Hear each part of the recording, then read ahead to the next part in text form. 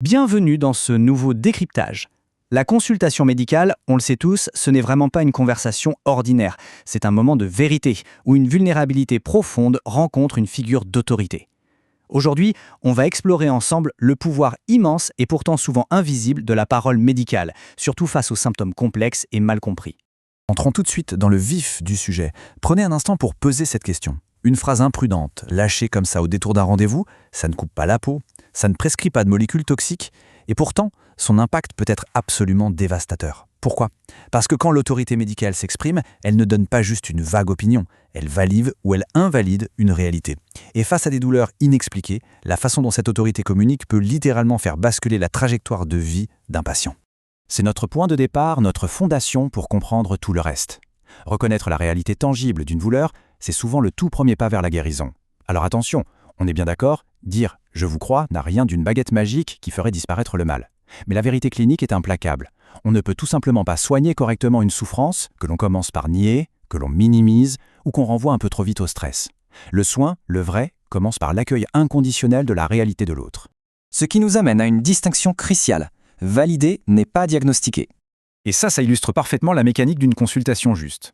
Souvent, c'est la peur de donner de faux espoirs qui pousse un praticien au rejet total. Mais il ne faut surtout pas confondre le fait de croire un patient sur sa souffrance avec le fait de valider d'un bloc toutes ses hypothèses. En fait, ça se joue en 3 temps. Il y a d'abord la réalité vécue du symptôme, la douleur, le fatigue écrasante.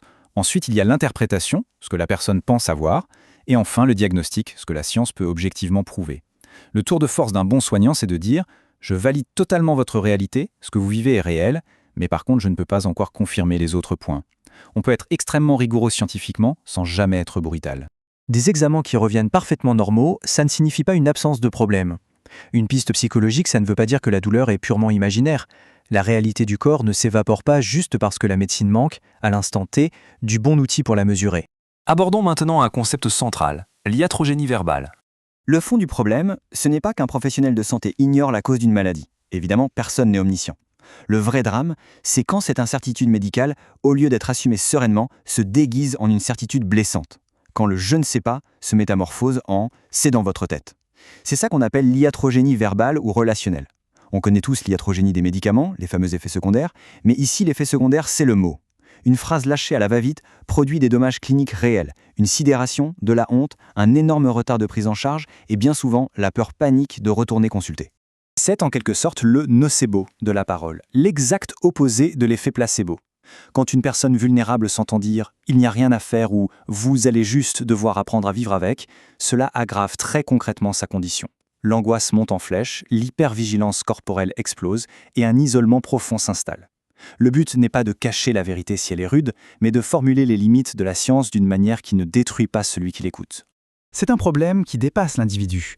C'est ce qu'on nomme l'injustice épistémique. Ce concept est absolument fascinant. Imaginez, quelqu'un sent au plus profond de sa chair que son corps dysfonctionne. Il en est l'expert numéro 1. Mais parce que son témoignage, son récit, ne rentre pas parfaitement dans les petites cases diagnostiques habituelles, sa parole est tout simplement disqualifiée. C'est le choc frontal entre le savoir intime et les contraintes de l'institution.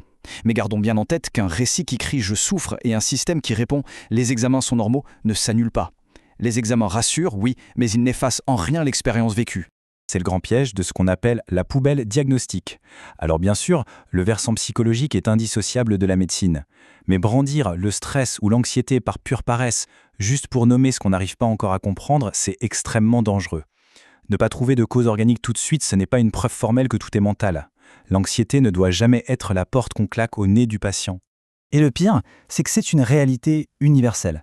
Ce n'est pas qu'une question de Covid long, même si c'est l'exemple récent le plus visible. On parle de millions de vies touchées, des douleurs chroniques, tenaces, la fibromyalgie, l'encéphalomyélite myalgique ou toute cette longue et sombre errance médicale. Le dénominateur commun à tout ça, quand la trousse à outils du médecin est vide, le malade devient par défaut le principal suspect. Face à un tel mur, c'est une véritable double peine qui écrase la personne. Il faut réaliser le poids de cette phrase. C'est un fardeau colossal. Toute l'énergie vitale, celle qui devrait normalement servir à tenir le coup face à la maladie, elle est dilapidée pour convaincre les professionnels et parfois même sa propre famille qu'on n'est pas en train de tout inventer. Heureusement, il existe des solutions concrètes grâce à la grammaire de l'incertitude. Le point absolument crucial ici, c'est qu'on peut changer les choses en faisant évoluer le vocabulaire clinique. On apprend aux professionnels à prescrire, à opérer, mais trop rarement à manier cette grammaire de l'incertitude.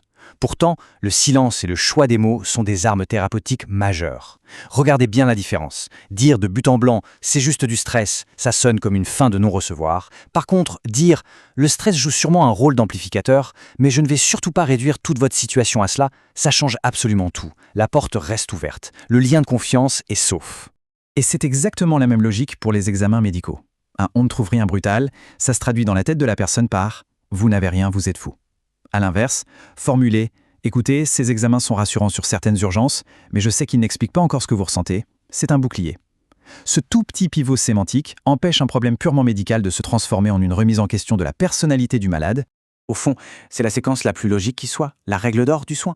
Avant même de lancer la grande machine intellectuelle pour disséquer un symptôme, il faut d'abord et avant tout accueillir la détresse. C'est dire « je vois bien à quel point ça vous impacte et on va prendre ça très au sérieux ». Ensuite, et seulement dans un second temps, on raisonne, on cherche, on fait des examens. Toujours reconnaître avant de raisonner. Et puis, parce que personne n'est à l'abri d'une erreur de tact, la parole médicale devrait toujours être réparable. L'autorité ne devient toxique que lorsqu'elle est incapable d'admettre qu'elle a pu blesser. Un simple « je n'aurais pas dû vous présenter ça comme une certitude absolue » ou « je réalise que ma phrase était maladroite », ça possède un pouvoir de réparation inestimable. Ça réinjecte immédiatement de l'humanité là où le système a tendance à l'effacer. Voyons comment tout cela s'articule au final. Être fiable plutôt qu'infaillible. Il faut déconstruire le mythe. La médecine n'est pas l'art de tout savoir sur tout. Admettre cela, c'est repenser l'objectif même de la communication en santé. Ne pas avoir la réponse tout de suite, c'est tolérable. L'incertitude, quand elle est partagée avec honnêteté, elle se traverse. Personne ne débarque en consultation en exigeant la science infuse à la seconde. Ce qui détruit, en revanche, c'est quand le vide scientifique se remplit par du mépris ou de la condescendance. L'exigence réelle, c'est de trouver un partenaire solide pour avancer ensemble dans le brouillard de l'errance médicale. Et nous allons conclure sur cette pensée car elle résume tout. Ne pas trouver la cause immédiate, ce n'est pas démontrer que la cause n'existe pas. La véritable excellence clinique, parfois, c'est d'avoir l'humilité de dire « je ne sais pas encore ce qui se passe, mais je suis là et je ne vais pas vous lâcher ». La fiabilité d'un soignant commence précisément là où il refuse de masquer ses propres limites derrière des certitudes qui écrasent. Merci d'avoir suivi ce décryptage avec nous, gardez toujours l'esprit ouvert et à très bientôt pour une nouvelle analyse.